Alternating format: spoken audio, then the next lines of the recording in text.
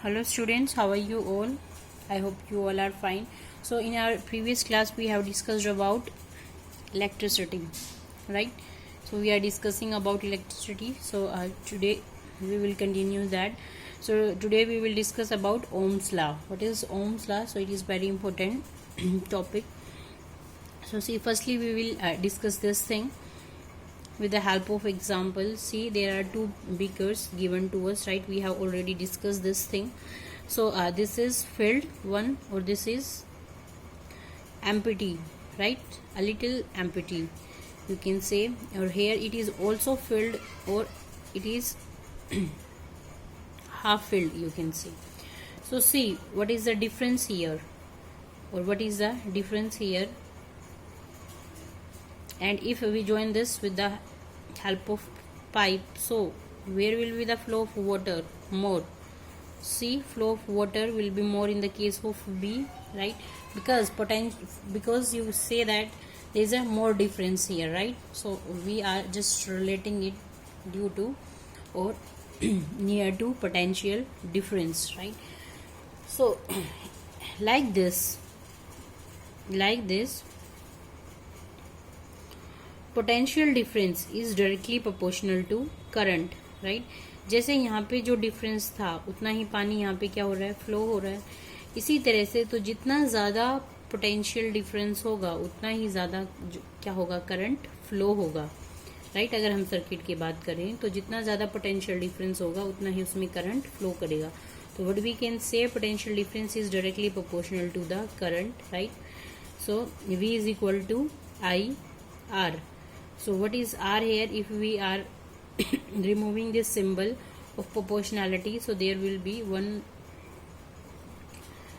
constant will introduce there, so that is resistance. So this R will be resistance here, right? So V is equal to IR. Here V is potential difference, I is current, and R is resistance, right? I hope this is clear. So let us see what Ohm's law say.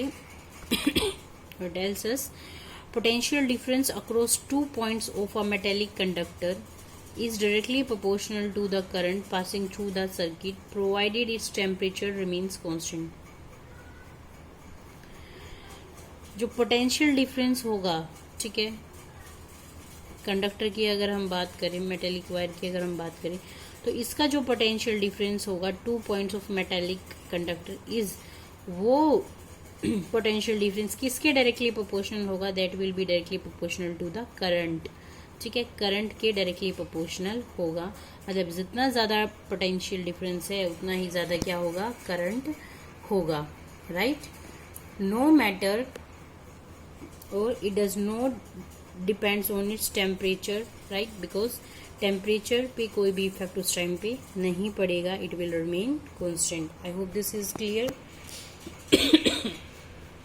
सो अगर हम graph देखेंगे V और I के बीच में, जब भी हम graph draw करेंगे, सो that will be a straight line. So this is about the Ohm's law which tells us about, right? Potential difference हम एक y एक्सिस के अक्रॉस लेंगे, और जो हमारा करंट है that we will take along x axis, right? So the graph will be of straight line. So we have read over here resistance term. So what is that? So resistance क्या होता है? Basically it is the property of conductor to resist the flow of charge, right? Conductor की वो property जो charge को अपने में से फ्लो ना होने दे, right? So that is resistance. तो कुछ ना कुछ ऐसी और कुछ ना कुछ रेजिस्टेंस होती है हर एक मेटेलिक कंडक्टर में, जो अपने आप में से जो चार्ज को फ्लो नहीं होने देती, ठीक है, रेजिस्ट करती है. तो उसी को हम क्या बोलते हैं? रेजिस्टेंस बोलते हैं, राइट? सो रेजिस्टेंस की जो SI यूनिट है that is ohm, okay, that is ohm. So how we can find out the resistance over here? See V is equal to IR, ठीक है? यहाँ से हमें रेजिस्टेंस निकालना है, तो R is equal to V upon I. So this will be resistance, right? So this will be resistance is equal to potential difference divided by I. Is this clear? So इसकी SI unit क्या हो गई? ओम. और इसको हम, ये symbol है इसका, इससे हम इसको रिप्रेजेंट करते हैं, ठीक है? नेक्स्ट है rheostat. So what is rheostat? It is an electronic device use to control the current by varying the resistance. ठीक है, रेहोस्टेट क्या काम करता है? जो करंट है हमारा, जो भी डिवाइस में करंट फ्लो हो रहा है, उसको क्या करता है? कंट्रोल करने का काम करता है. किसके साथ साथ रेजिस्टेंस चेंज करते रहते हैं, और जो करंट होता है वो उसको क्या करता है? कंट्रोल करता है, right, with varying resistance. I hope this is clear. Now we will study about resistance of conductor depends upon which factors, right? So there are some factors in which resistance of conductor depend. कौन कौन से factor ऐसे हैं जिस पे जो resistance है conductor की वो डिपेंड करती है. ठीक है, जो रेजिस्टेंस है, ठीक है, अगर हम बात करें तो जो रेजिस्टेंस है वो डायरेक्टली प्रोपोर्शनल होती है लेंथ ऑफ द कंडक्टर. ठीक है, कंडक्टर की लेंथ की डायरेक्टली प्रोपोर्शनल होती है. अगर मैं यहाँ पे एक वायर बनाऊँ, ठीक है, अगर कंडक्टर हम बनाएं यहाँ पे, तो this will be the length. ठीक है, लेंथ. ओके, सो ये वाला है, this will be the area of cross section. It will be area of cross section, right. So तो जो रेजिस्टेंस है, मतलब वो जो रोक रहा है करंट को फ्लो होने में, तो किसके डायरेक्टली प्रोपोर्शनल होगा? So that will be directly proportional to length, right. That will be directly proportional to length of the conductor. मतलब जितनी ज़्यादा लेंथ होगी उतनी ही ज़्यादा जो रेजिस्टिविटी है, जो रेजिस्टेंस है, वो क्या होगा? बढ़ जाएगा. ठीक है, करंट फ्लो ना होना, ठीक है, मीन्स रेजिस्टेंस उसमें क्या हो जाएगा? बढ़ जाएगा. मीन्स जितना कम लेंथ होगा उतना ज़्यादा करंट फ्लो करेगा, जितना ज़्यादा लेंथ होगी उतनी कम करंट फ्लो करेगा. Got it. सो नेक्स्ट है inversely proportional to the area of cross section. देखो, एरिया ऑफ क्रॉस सेक्शन की क्या है? इनवर्सली प्रोपोर्शनल है. मतलब जितना ज़्यादा अगर एरिया हमने बढ़ा दिया, ठीक है, अगर एरिया बढ़ा दिया कंडक्टर का, तो जो रेजिस्टेंस है वो क्या हो जाएगी? कम हो जाएगी. अगर एरिया कम है तो जो रेजिस्टेंस है वो क्या हो जाएगी? बढ़ जाएगी. ठीक है, रेजिस्टेंस क्या है? बढ़ जाएगी. तो this will be inversely proportional to the resistance. I hope this is clear. So one factor is left. What is that? See the next factor is nature of material. कि किस मटेरियल का जो भी हमारा कंडक्टर है वो बना हुआ है, उस पे भी डिपेंड करती है. ठीक है, रेजिस्टेंस. जैसे हमने फर्स्ट से पढ़ा था, लेंथ पे डिपेंड करती है, एरिया ऑफ क्रॉस सेक्शन पे डिपेंड करती है. ठीक है, बट नेचर ऑफ मटेरियल पे भी डिपेंड करती है. ठीक है, if we are concluding it, R is directly proportional to the length और inversely proportional to the area of cross section. So अगर प्रोपोर्शनलिटी सिंबल हटाते हैं तो यहाँ पे एक प्रोपोर्शनलिटी कांस्टेंट आ जाता है. This will be proportionality constant, और इसको ही हम क्या बोलते हैं? रो. ठीक है, इसको हम बोलते हैं rho. So rho will be proportionality constant, and उसका नाम, रो का नाम है यहाँ पे रेजिस्टिविटी. क्या नाम है? रेजिस्टिविटी. सो रेजिस्टिविटी क्या काम करती है, क्या होती है? हमने बताया था भी नेचर ऑफ मटेरियल पे भी डिपेंड करता है. तो रेजिस्टिविटी क्या है? It is a fundamental property of material that resist the flow of electric current. ठीक है, उस पर डिपेंड करता है कि मटेरियल कौन से, जो भी कंडक्टर है वो कौन से मटेरियल से बना हुआ है. ठीक है, और वो फ्लो ऑफ इलेक्ट्रिक करंट को क्या करेगा? रेजिस्ट करेगा, रोकेगा. ठीक है, सो रेजिस्टिविटी को अगर हमें यहाँ से निकालनी है, so we can write it RA divided by L. So it will be resistivity.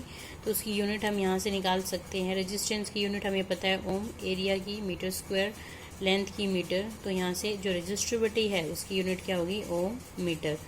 So SI unit of resistivity will be ohm metre. I hope this is clear. So see, there are some points about the resistivity. So it is constant. ठीक है, जो resistivity होती है वो क्या होती है? constant value है. ठीक है, वो चेंज नहीं होगी. वो जो भी हमारा कंडक्टर है, कंडक्टर टू कंडक्टर डिपेंड करेगी. ठीक है, मान लो सिल्वर के केस में हमारी रेजिस्टिविटी है 1.6 इंटू 10⁻⁻18 ओम मीटर, तो वो उतनी की उतनी ही रहेगी, वो चेंज नहीं होगी. ठीक है, आयरन है, आयरन के केस में जो रेजिस्टिविटी है वो अलग होगी, कॉपर के केस में रेजिस्टिविटी है वो अलग होगी, right. It will not change. तो range of resistivity of metals और एलॉय, अगर मेटल्स की बात करें तो रेजिस्टिविटी की जो रेंज होती है that will lie in the range of 10⁻⁻8 to 10⁻⁻6 ohm metre, इस रेंज में लाई करती है।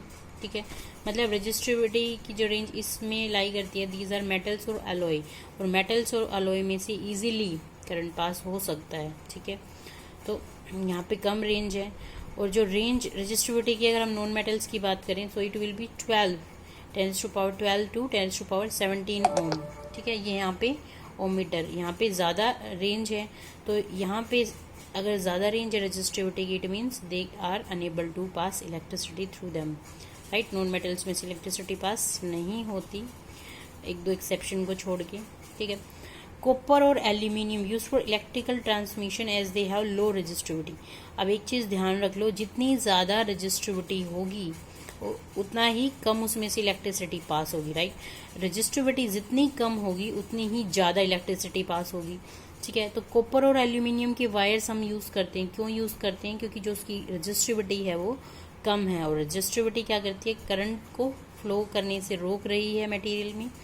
ठीक है, इसी वजह से अगर कॉपर और एल्यूमिनियम की रेजिस्टिविटी लो है तो वो ज़्यादा करंट पास कर सकते हैं।